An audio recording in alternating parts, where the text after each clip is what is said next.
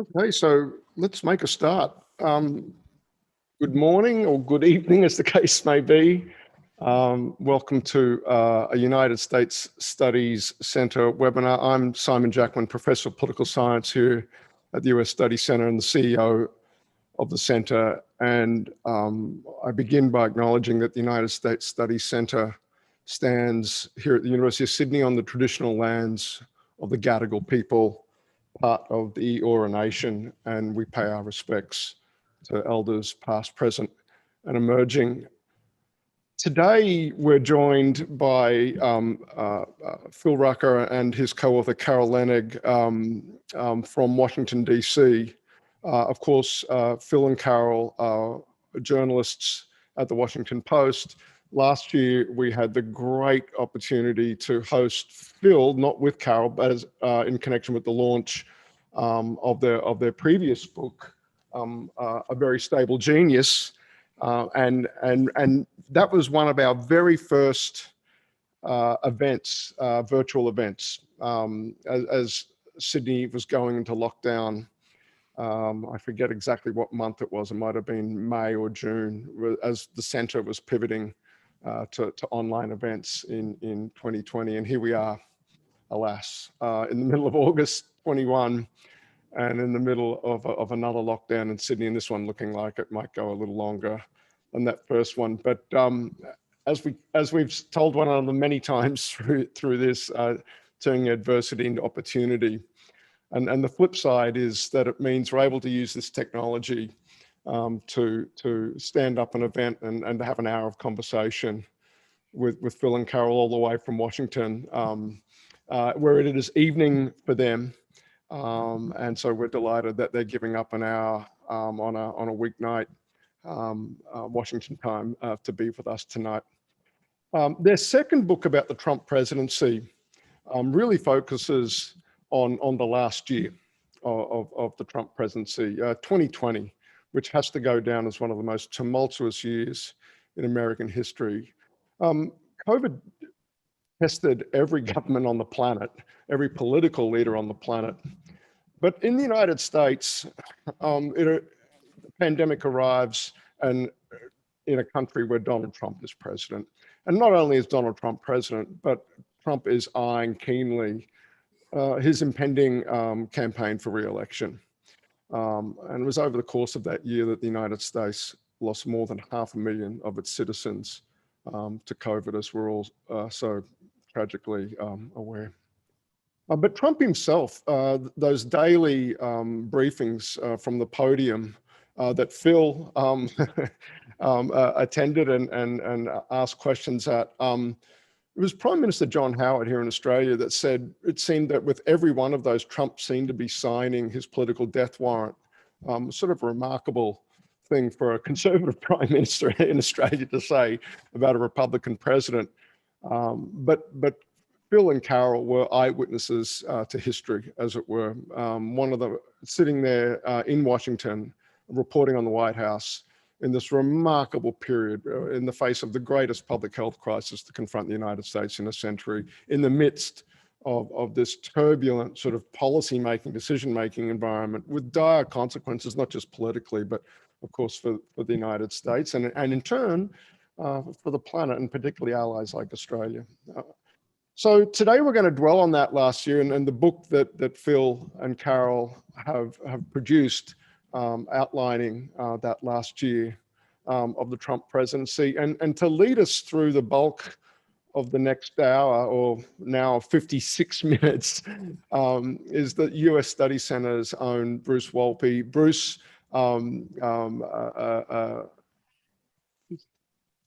tireless work on behalf of the US Studies Centre. We're so pleased to have him affiliated with us, from his media work here in Australia to renewing and sustaining his deep address book back there in Washington, DC. Serves the centre particularly well. As many of you will know, Bruce has worked in politics in both Australia and the United States, in media here in Australia as well. Remarkably well positioned to lead today's conversation with Phil and Carol. And with that, Bruce, over to you. Thank you. Thank you. It's wonderful, Carol, Phil, just wonderful to have you here and welcome. And we want to welcome you in person when we can. But just thanks to both of you for being available tonight to talk about your superb book. We'll get to it shortly, but anything you're listening and viewing this morning. So please do say hello. And I say welcome to MSNBC. That's the way I feel we're positioned right now. Bill? Yeah, Bruce, thank you so much. It's a real treat to be with you guys, and we appreciate you and Simon and the whole team at the U.S. Studies Center for taking an interest in this book and this work and giving us a chance to talk a little bit more about our reporting on the Trump final year. Okay. Yeah. I would just say I'm delighted to be here. First time with you both, but very excited for the conversation. And I liked what Simon said so much about allies, because it's one of the enduring problems of the past presidency was the rejection of these important allies that we all know the country's safety is built upon. So it's good to be with you in that spirit as well. Thank you so much. We're going to dive deep into the book in a moment, but just given the important news out of Afghanistan and all the events over the past few days, in your first book, you did a lot of reporting on Trump and Afghanistan, his relationship with the generals. It led to the peace deal that actually has framed the events that we're living through and the Afghanis are living through right now. Just any thoughts on your reporting from 2 years ago and what you're seeing today and how it's and what we face, and some perspective would be great to hear as we begin. It's really interesting to me what's happening right now, because it was actually Donald Trump's promise on the campaign to end the endless wars.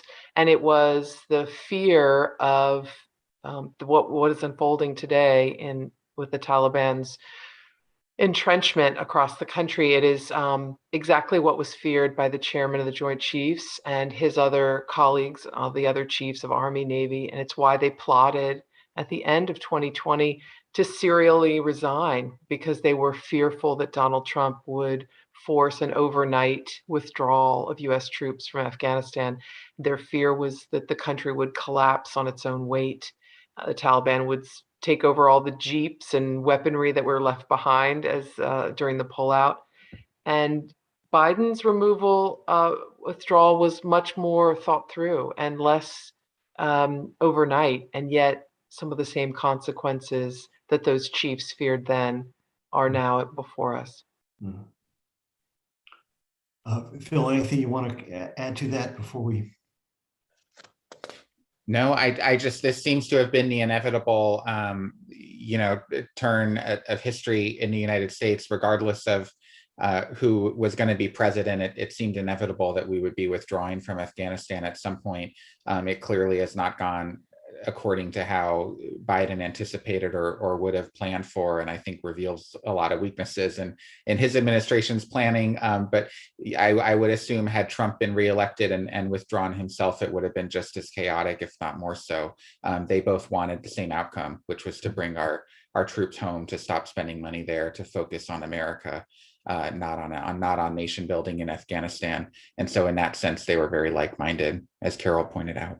Thank you. Thanks very much on that. Now, so turning to the books, in anticipation of our discussion today, I went back and looked at A Very Stable Genius, and I took down these points based on your reporting on Trump: that he governed largely to protect himself and promote himself, that he cared more about the show than about the governing and the mechanics of governing, the substance of governing.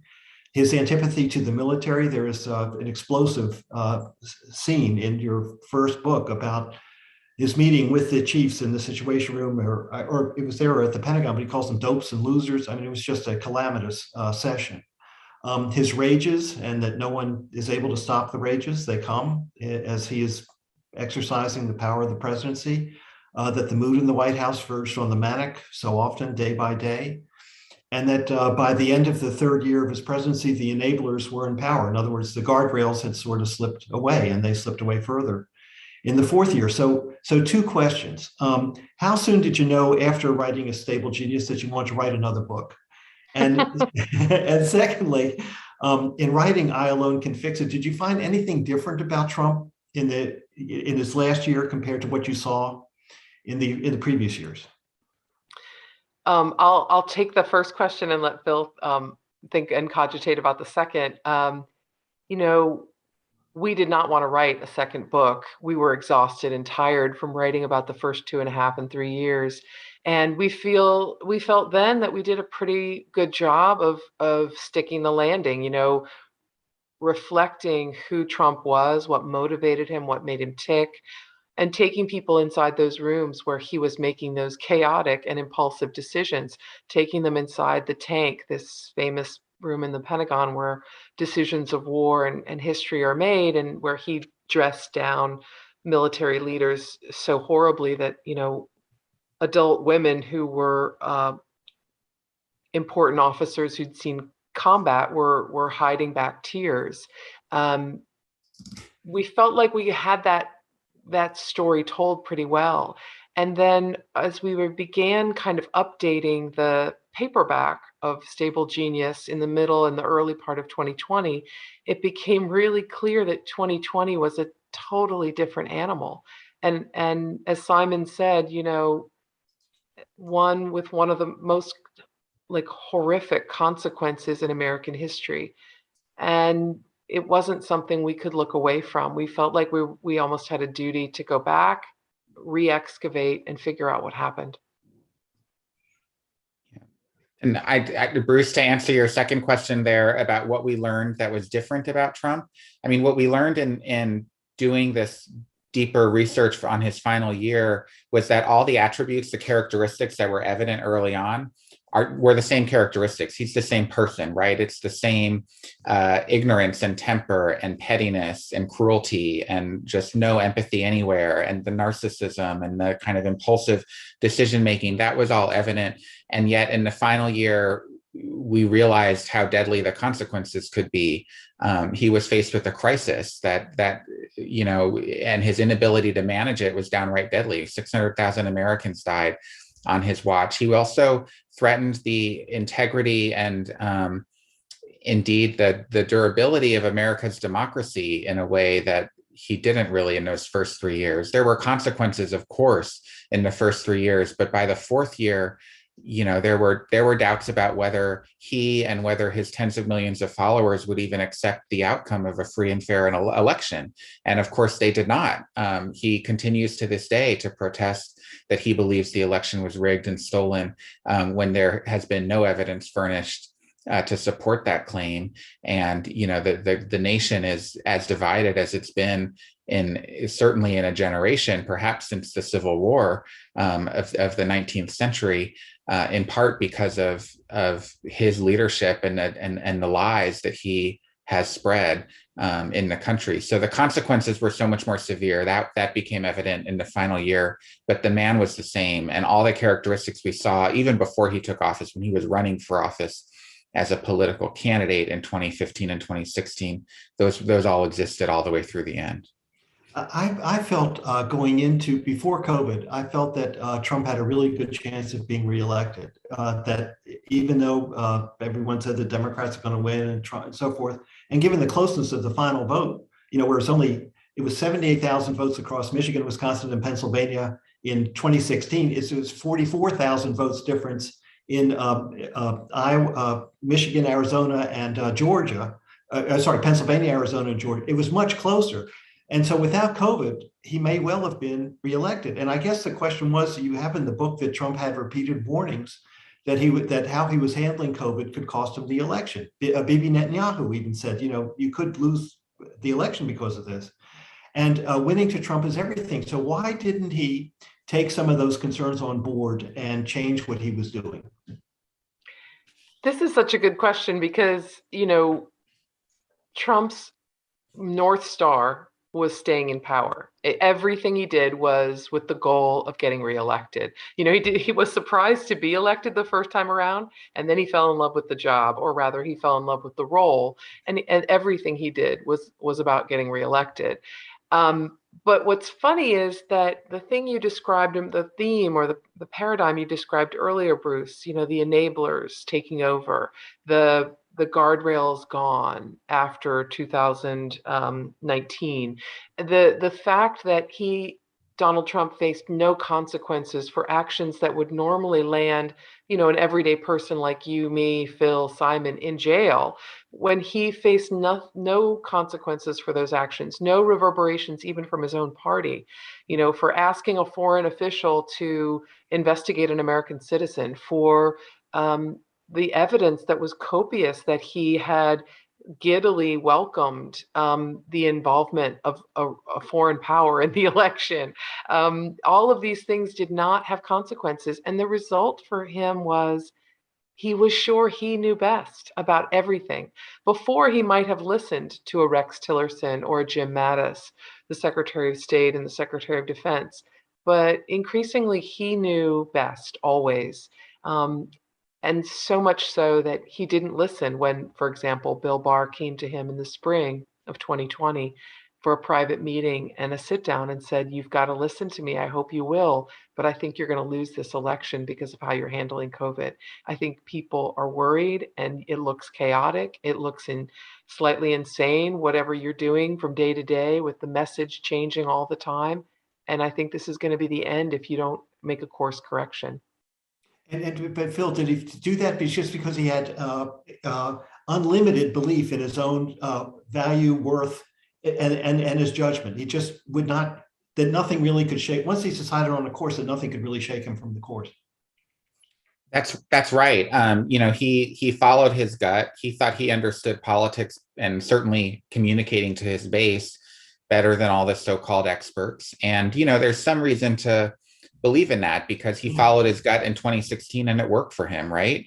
And all the experts said no way he can win in 2016, and yet he did because he believed in what he was doing and in his message and in sort of pivoting every hour to please his base, and it worked. In terms of COVID, and by the way, it wasn't the number of people pleading with him to change course on COVID was very long. It was a lot of people, also Chris Christie, people who really were trying to get him into the right headspace. And he just was so stubborn and would not take it, in part because he had this belief that the happy talk, that convincing the public that the virus wasn't as bad as they might think it is, and that it's going to go away and that everything's going to be magically better before long, that was the path to boosting his popularity and winning re-election. And it just wasn't, because at the end, the truth caught up with him, and the American people just wanted a president who was going to level with them and tell it to them straight, especially when lives are at stake. And that's where he really failed. And the trouble for him is so many of his advisors knew that would be the outcome had he not changed course, and he wouldn't listen to them. That's really interesting. You have a great quote from Mick Mulvaney, who does have an association with the United States Study Center. He was chief of staff to President Trump. And you have this great quote of him saying, quote, "Everybody leaks here. You just have to put up with it." So tell us about the leaking. I mean, do your phones just ring starting at 10:30 in the morning? You've come in, you had a coffee at Danish, and they just leak all over you? I mean, is that how it worked? Tell us about it. I actually think Phil has a better story on this, because he and another colleague and friend of ours used to laugh about how it wasn't like they picked up the phone every day and there were people just giving them stories at 4:00 in the afternoon. They were sometimes a little worried about where the story was going to go, because there weren't phones ringing like crazy. People weren't calling them back sometimes. But there was, I have to say, and we both experienced this in Washington, a feature of the Trump presidency in which warring tribes tried to outdo each other by planting things that were unflattering to their foes. Now, those unflattering pieces of information were accurate, and then sometimes had to be carefully vetted to make sure they were. But they were doing it because they were trying to curry the favor of the king. And he, Donald Trump, encouraged this kind of, play school bully stuff. He really did. He encouraged this behavior, which only egged it on more and increased it. On the warring, which you mentioned about the warring factions in the White House, Biden doesn't seem to have warring factions in his White House, at least not yet. We'll see. After this week, we'll see whether there are some warring factions in the White House. He has a lot of loyalty in the staff. I mean, is that true? Is it harder to find out what's going on in the Biden White House than it was in the Trump White House? It certainly is. I think for a couple of reasons. One, the staff in the Biden administration are just far more disciplined. They're political professionals. It's not the same kind of cast of figures that you saw surrounding Trump. I mean, they're people who have been in Washington a long time and play by the rules. And there are pros and cons to that, but they're just kind of your classic type A professional political operatives. And so they're very careful about what information they share with the public. But they also all believe in Biden and in his agenda, and they're not there.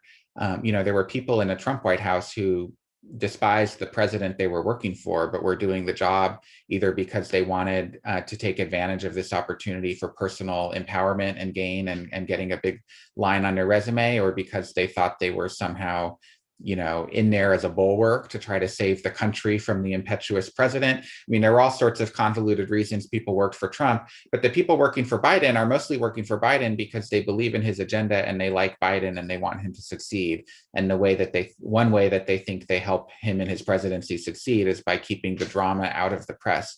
But that's not to say there's no drama going on in the Biden White House. There certainly is drama. There are personalities, there are sharp elbows, there are egos, there are disagreements about policy direction. I suspect in the weeks to come, and it's not like I know this information and I'm just not sharing it, but my guess, my hunch as a reporter is that in the next few days and weeks, we're going to learn about some disagreements in the administration about what's going on in Afghanistan and about the extent to which the planning was up to snuff and ready to go for this withdrawal. And so that may reveal some fissures within that close-knit Biden team. But you're correct in that it's much more buttoned up and it's much more difficult for journalists to really understand how the sausage gets made, what the decision-making process is like behind the scenes, because so many of the principals and their staffers are so disciplined. Yeah.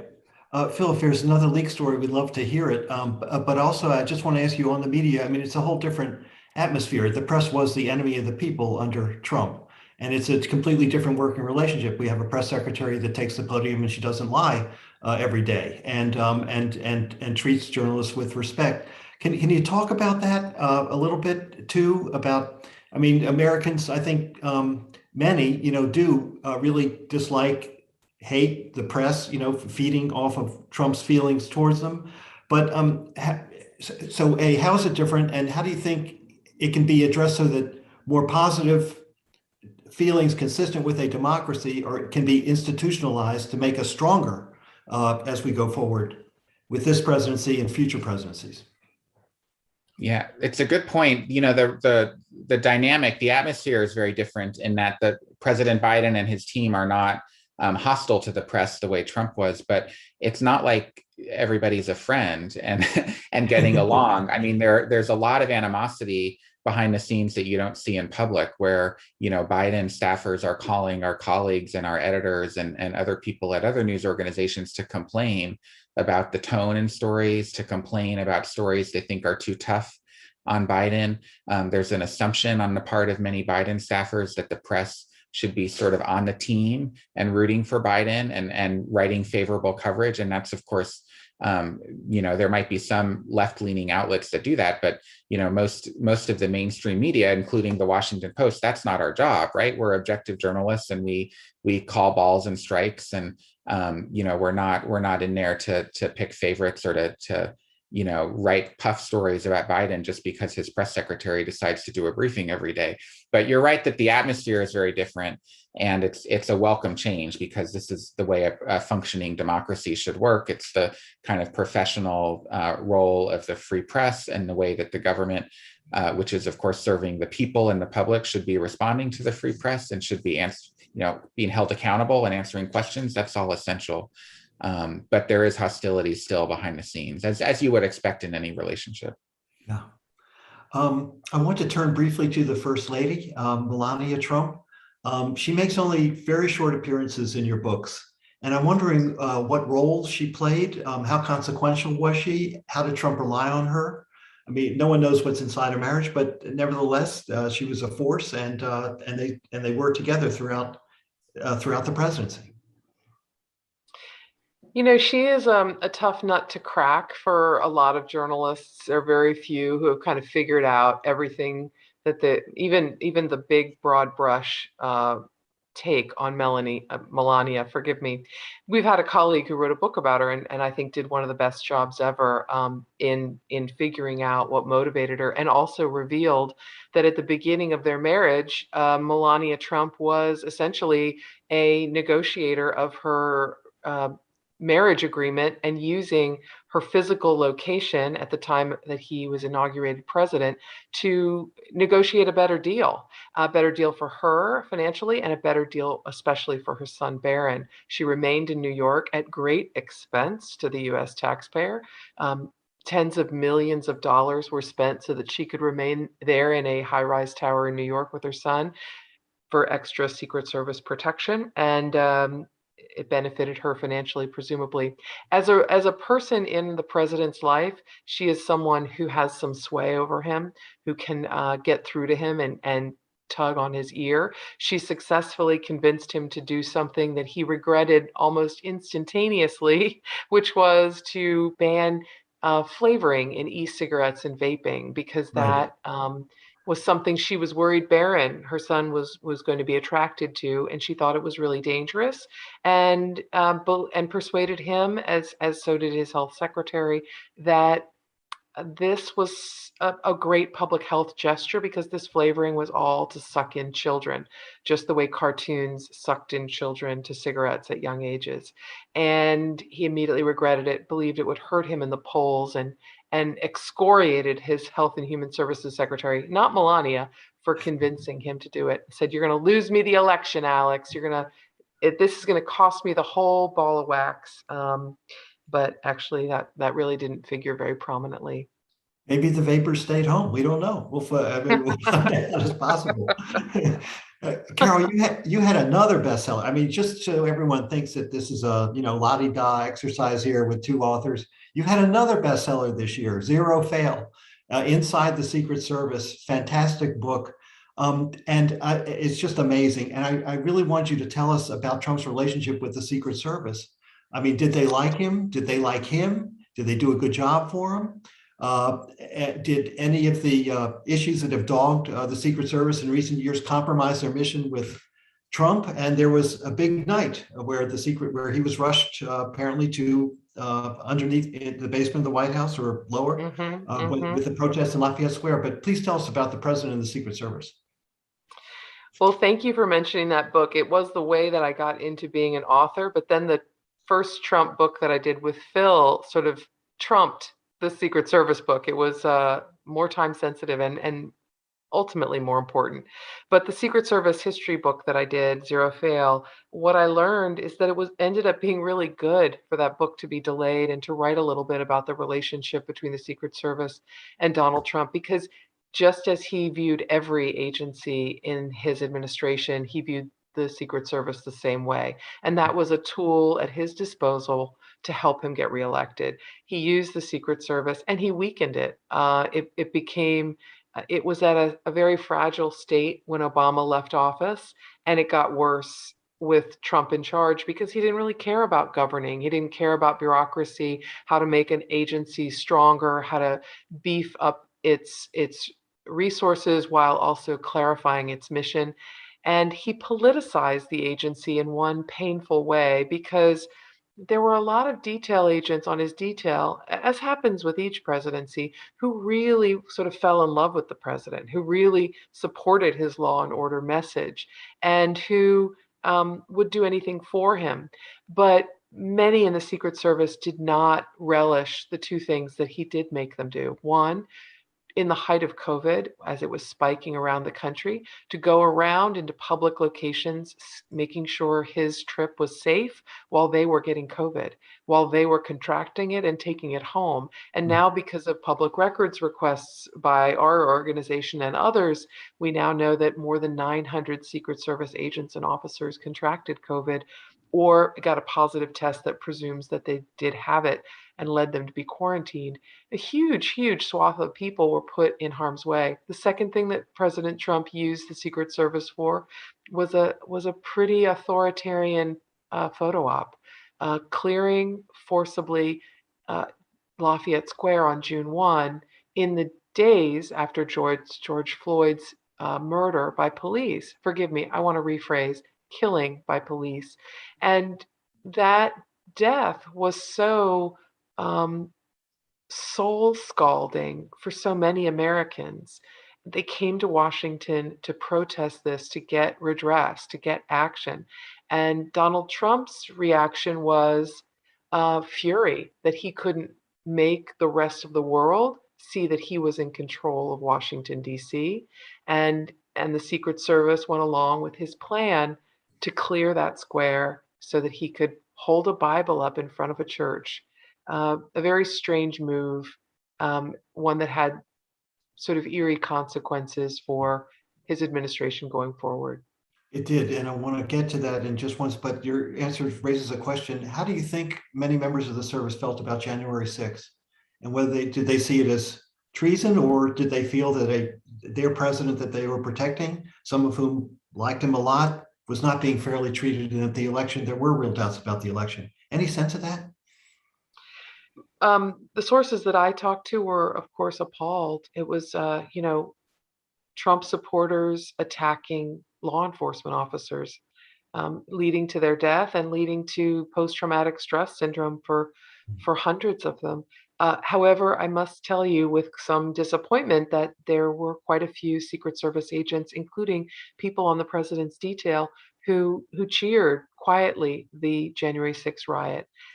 Not the violence, but the effort to stop the certification, the effort to keep Donald Trump in power. Wow. Thank you for that very much. But continuing on this, and General Milley, the chairman of the Joint Chiefs of Staff, who I sort of feel is the hero or one of the heroes of the book, and going back to June 1 and clearing Lafayette Square, and General Milley marching in fatigues, walking in fatigues behind the president and the attorney general and Ivanka Trump and others on the staff.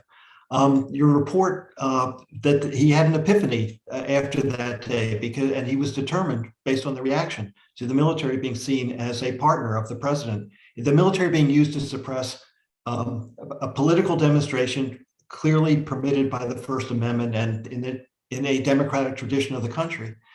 That Milley was determined after that, he reached a judgment that the military would not be used to interfere in the peaceful transfer of power. Please tell us more about Milley and his role in the events after the election. Yeah, so that the June 1st Lafayette Square moment was a real inflection point for General Milley, who, by the way, is not a partisan political figure. He's a career military officer whom Trump had appointed in 2018 to become chairman of the Joint Chiefs of Staff, which in the U.S. is the highest ranking military position in the country. He swore to himself after that moment that he would never allow the military to be used as a political prop, to be used in a political way. He knew the election was coming up. He knew Trump's proclivity to use all the tools and the power at his disposal to help himself. And he knew Trump would try to use the military to help his campaign. And Milley vowed he wouldn't do that. As the election neared, he got increasingly on edge. And then after the election, when Trump was contesting the results with baseless claims of election fraud without any evidence to support, by advancing these false conspiracies, Milley got really on edge, and he started to see parallels between, and he confided this in friends of his and fellow military officers. He saw parallels between Trump's rhetoric about the election and the things Adolf Hitler was saying as he rose to power in Germany in the 1930s. And he became very fearful that Trump could actually, would be so determined to stay in power that he could actually try to create a coup, use the military for a coup to override the will of the people in the election and to stay in power for a second term.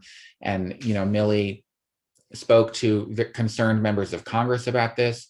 He spoke to a former defense secretary, Robert Gates, who's seen as like kind of one of the deans of statecraft in our country. He spoke to other advisors who were also concerned about what Trump was doing. And he actually plotted with the other Joint Chiefs of the military, the heads of the Army, the Navy, the Air Force, the different branches of the military, to decide what they would do if President Trump, as commander-in-chief, issued an order that was unconstitutional or illegal or dangerous for the country. And they decided they would all resign, one after one, en masse in sort of a reverse Saturday Night Massacre event that would effectively delay the implementation of whatever order Trump issued.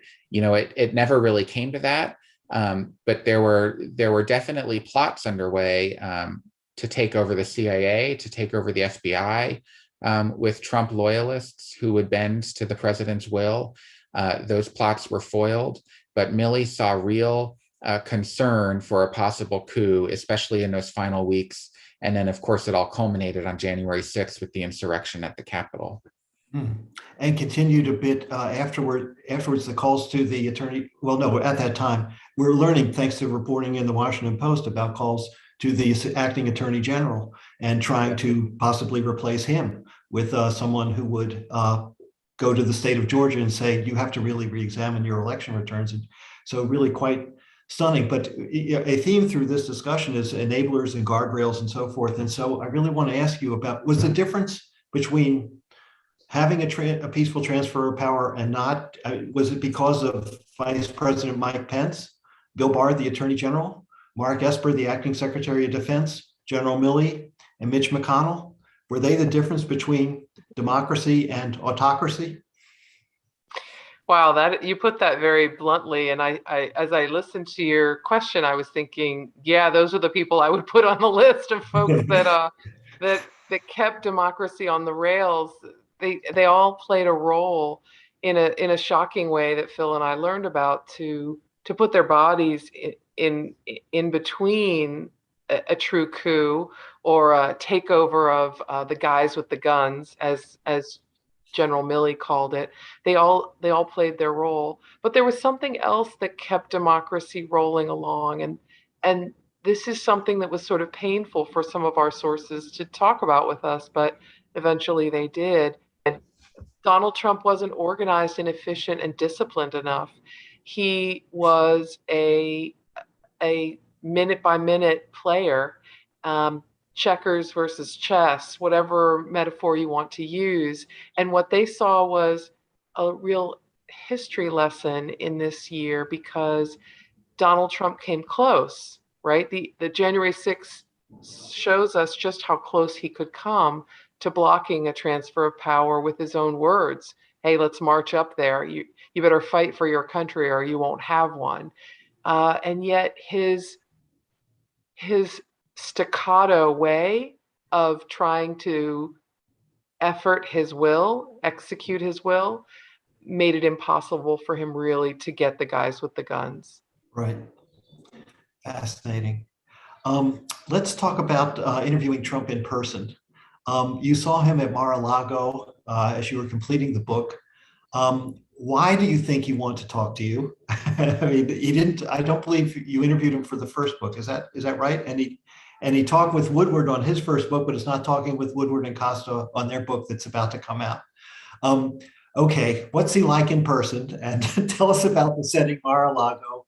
I mean, how decadent is it? And then tell us, does he see himself as the power in the Republican Party right now? Does he want to run for president again? And do you think he will? Yeah. Well, I'll start with the back part of that question, and the answers, as it appears today, I think are yes, yes, yes. He's somebody who wants to run. He clearly has the fire in the belly. He is talking to his advisors about running. I just heard from someone who had lunch with him a couple of days ago and came away from that meeting convinced 100% Trump is in for 2024. There's still time, and he could obviously change his mind. He could get unhealthy in some way. The environment could change, but if he had to make a decision today, he would probably run. Who knows if he'd get elected? We're far too early to tell, but he'd obviously have an uphill challenge, just given the fact that he lost the last time around. The interview at Mar-a-Lago, Carol and I went down there at the very end of March. So we were, nearing the completion of the reporting phase for this book. And we had already interviewed so many of the people around the president, the former president. But, we were fair journalists and we wanted to meet the principal that we're writing about and, not meet him for the first time, but meet him to talk about for this book and do the interview. And he gave us an hour and we showed up and he wanted to do the interview in what they call the living room, which is basically like the lobby of Mar-a-Lago, which is of course a country club type place. So we're sitting there in the lobby with tons of people around, and it was at 5 o'clock in the afternoon. So right before the dinner hour, and dozens of club members would stream through to go out to the patio for their tables for dinner and cocktails, and would say, "Hello, Mr. President," and suck up to him and shake his hand and wave at him. And it became very clear to Carol and me early on that Trump wanted us to be part of the performance, right? He was putting on a show. He wanted his members to see that these journalists had come down to hang on to his every word and listen to what he had to say. And, he had a lot to say because the interview, we were given an hour and he talked to us for over 2.5 hours. He just kept talking, and we of course kept asking questions, but it was really him wanting to keep it going and going and going. And, so much of what he told us was not true, just outright lies about the election. It became really, it was kind of chilling for us as reporters to sit there and watch him speak with such conviction about things that the facts don't support, that are just not true. But he's living in this kind of alternate dystopian reality in his own head about what happened in the November election. He, at the end of the interview, he asked us if we wanted to stay and have dinner, which we did. It's basically a big buffet. So there were probably 100 or 150 club members who come, and they come every night for the dinner buffet. And so they just got us in a couple extra plates and we took some food from the buffet table. But he came over to our table as we're eating to say, "I just want to make sure you guys have what you need. And it was such an honor and a privilege to talk to you. I really enjoyed the conversation." And he revealed something at the end. He said, "It's a sickness, but I really liked it." So to us, that seemed that he sort of, he understands how strange this all is. But it was a very decadent scene. It was disturbing to hear all the lies, to be honest with you. But it was also clear that he's kind of creating his own kind of brigadoon, his own exile down there. When he stepped out to the dinner patio, the 100 of guests stood up and gave him a standing ovation. And he can act down at Mar-a-Lago like he's still the president, even though he's not. But, for the Republican Party, he remains king. There's no other figure in that party today who is remotely as popular or as beloved as Donald Trump. Carol, was it the most beautiful piece of chocolate cake you've ever had in your life? I think Phil did such a good job summarizing what it was like. But I will say that the food was good. I told my mother, the food's actually pretty good down there. The biggest prawns you've ever seen, some nice Wellfleet oysters, I believe, salty but good, and just the right kind of salty. And I was really struck actually by how hard Donald Trump worked to charm us. He's a charmer. And I know, and Phil knows, the true story of the presidency. We know that what he was saying, Carol, I want Arizona. I want Arizona. Everyone knows I want Arizona. We know that's not true. And yet he says all of this with such incredible physical conviction. Right. No signs of deception. He could pass a polygraph, I think. Yes, I think he would. I always like to say, if he was taken by the North Koreans and put in a room and tied to a chair, and North Koreans showed him all of his speeches, he'd say, "I never said that. That's not me." I mean, I think he believes fully what he says, what he is saying at any time. I want to conclude, and we'll go to questions with this question. I want to talk more just about you both in your writing. The book reads seamlessly to me. I can't tell a Carol section from a Phil section. So I think it's really quite integrated. So how does that happen? And then it also seems to me that once again, the Washington Post as an institution enables this type of journalism to flourish. I mean, just as it did 5 decades ago with Bob Woodward and Carl Bernstein. I mean, what makes the Post, which is now under a different owner, still the Post? You want to start, Phil? Oh, sure. You know, we're lucky to work at the Post. They've supported our work, you know, for the paper, but also our work for both of these books. And in Carol's case, for the third book, the Secret Service book. And, you know, there aren't a lot of other news organizations that would give some of their frontline reporters leaves of absence like that and be as supportive as they have been of us pursuing this work. But I think they do it because they see the value in the end. They see that this is journalism just in a different format and in a different medium. And, you know, the response, the critical reception we've received for both of these Trump books, but also the commercial response, just the number of people around the country who are committing their own precious dollars to reading this journalism, this reporting, because they want to know the truth. I mean, that's really meaningful and sends a powerful message, I think, to the Post. And frankly, the work we do in this book just builds on the work we and dozens of our colleagues have been doing for years for the newspaper. It's all part of the same. It's the same values, the same journalistic drive. And it's just really nice that we work for a paper that supports it and encourages it from a lot of their reporters. So that's great. And the writing of the book, that's really nice of you, Bruce, to say that it reads seamlessly. You know, it's an effort on both of our part, I think, to make sure that even though we're a partnership with two, you know, very different people and different reporters with different, you know, writing styles and voices, that when we're working together, you know, we try to make it all come together in a cohesive and coherent way. Quite wonderful. Absolutely in the tradition of Woodward and Bernstein. And you are today's joint reporters from the Post telling us what's going on. Simon, over to you for some questions from, we probably have a few questions from the audience.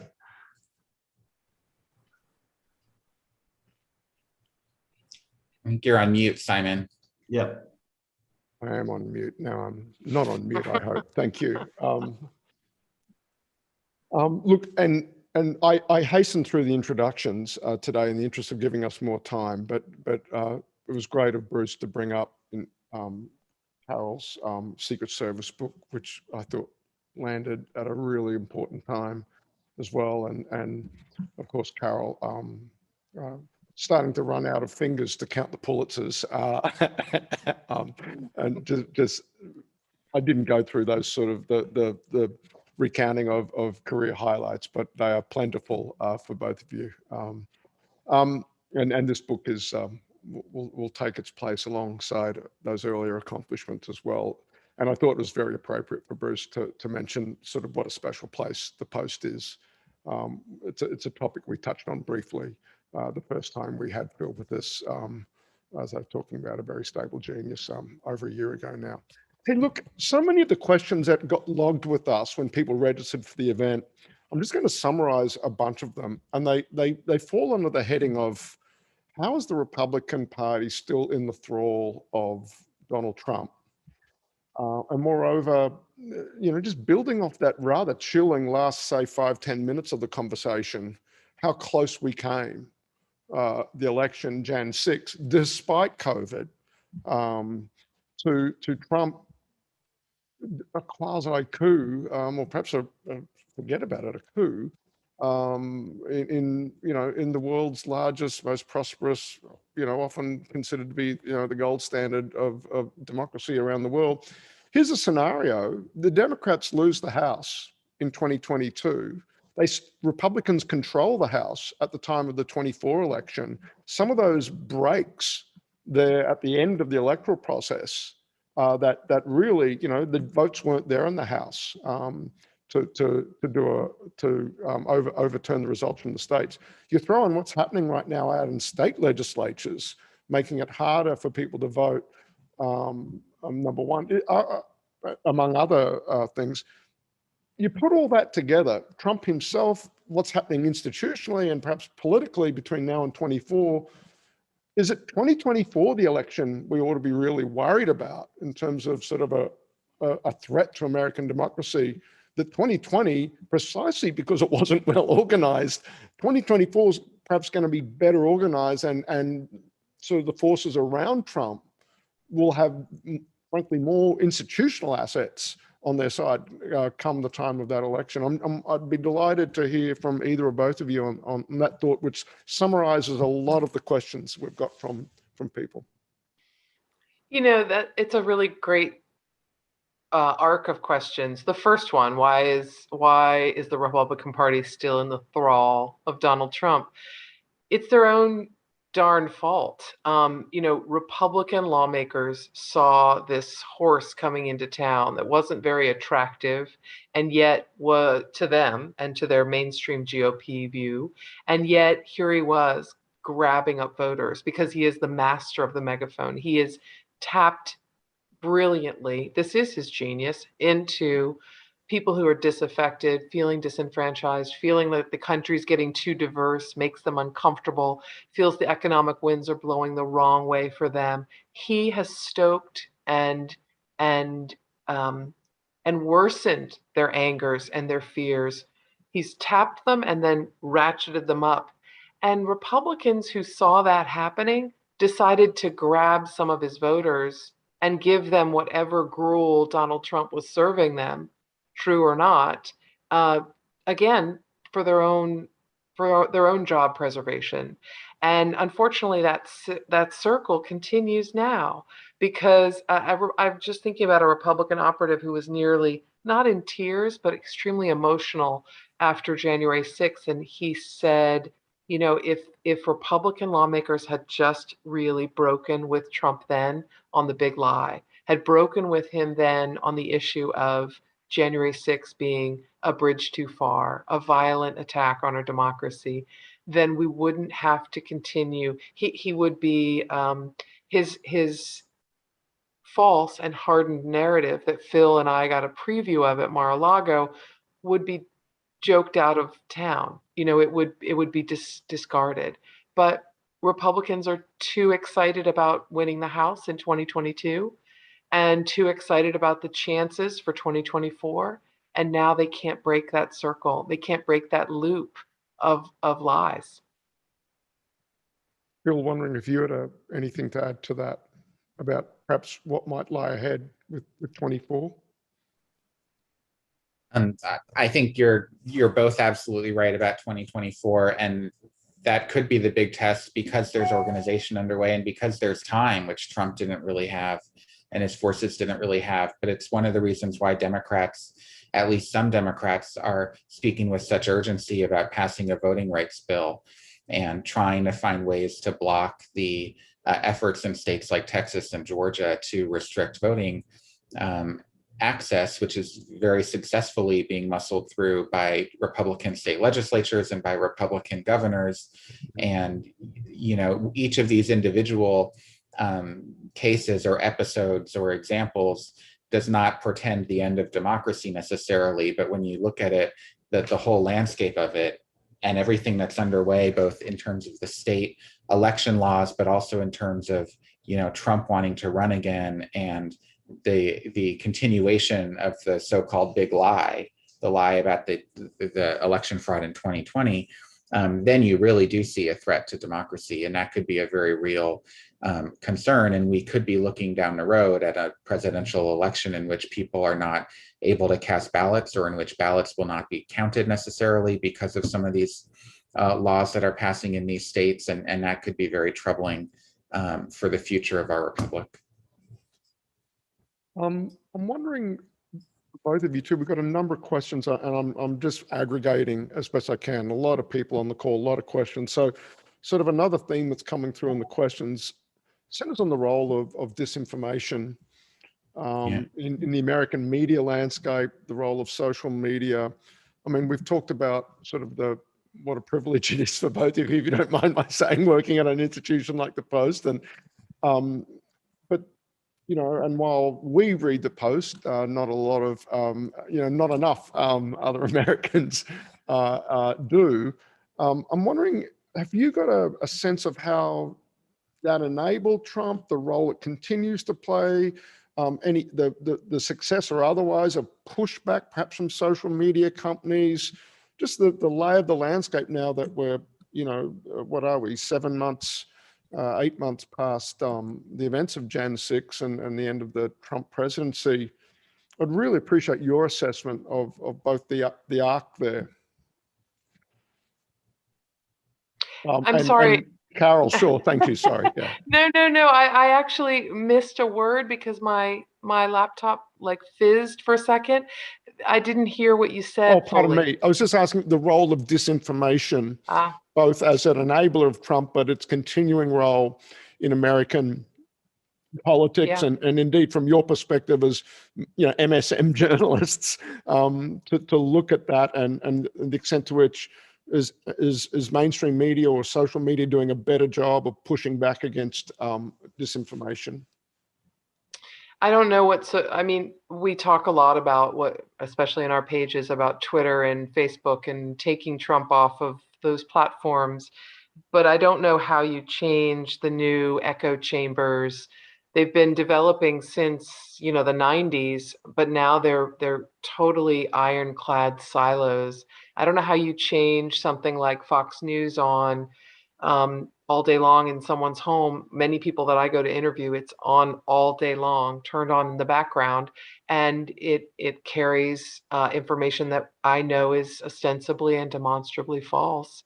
It's hard to imagine how we're going to shake something like this when Tucker Carlson remains such a prominent feature of that network after fabricating and exaggerating to a really gross degree the violence that he claimed was happening in American cities when people were protesting the death of George Floyd and Black Lives Matter protesters were protesting systemic racism in our country and in our police forces. I mean, Tucker Carlson had photo images on his show that were compilations fabricated, indicating that a town was on fire and Black people had weapons in the middle of that fire, and it was found to be completely fabricated. And that would lose me my job. That would lose anyone at the Washington Post their job. But he remains, a signature of that group without any consequences for that act. So I don't know what will happen. It's pretty depressing because you don't have to have Russian disinformation anymore in our country. You don't need it. Right. Bill, anything to add to that?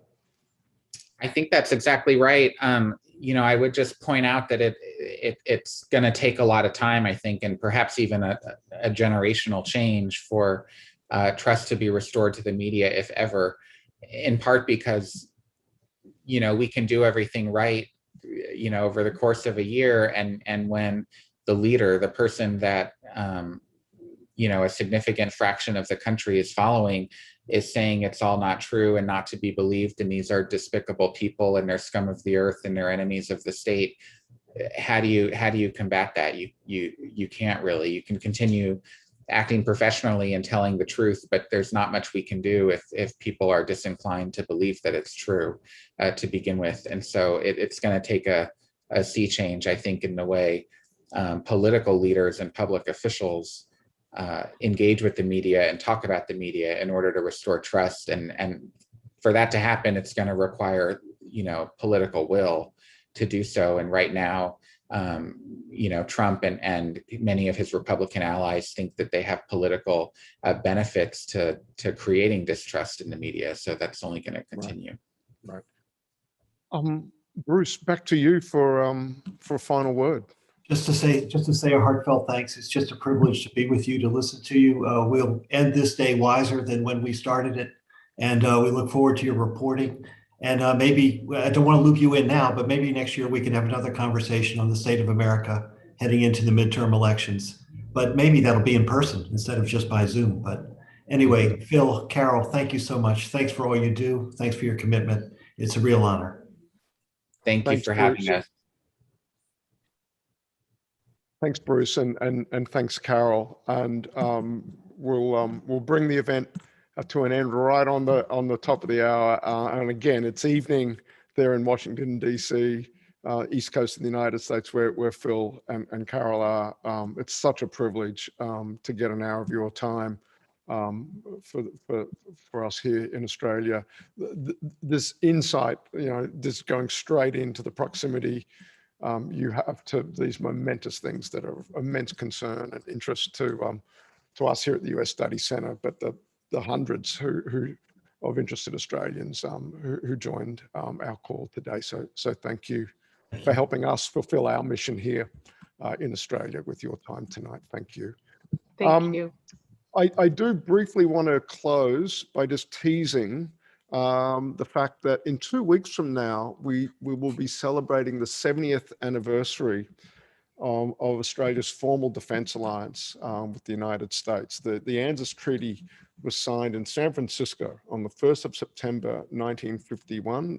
That'll be 70 years on the 1st of September 2021. John Howard was in Washington to commemorate the 50th anniversary on an auspicious date, the 10th of September 2001, and Prime Minister Julia Gillard, of course, 10 years later, did address the joint sitting of the US Congress on the 1st of September 2011.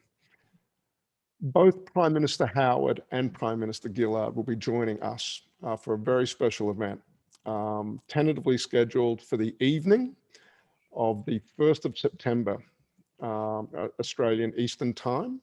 We will have more details about that very special event and an incredible opportunity. Two former prime ministers, both of whom overseeing really critical phases, suffice to say, of Australia's relationship with the United States and Australia's role in the world through the US Alliance Channel. So that's a very special event coming up. In roughly 2 weeks from now, we will have more to say about that. But stay tuned for that one. In the meantime, thanks again to Phil and Carol, who are still with us there at 2 minutes past the hour on the East Coast. Thanks again to Bruce. And thanks to all the team back here at the US Study Centre for making all the magic happen. We'll see you again very soon. Bye for now. Bye for now.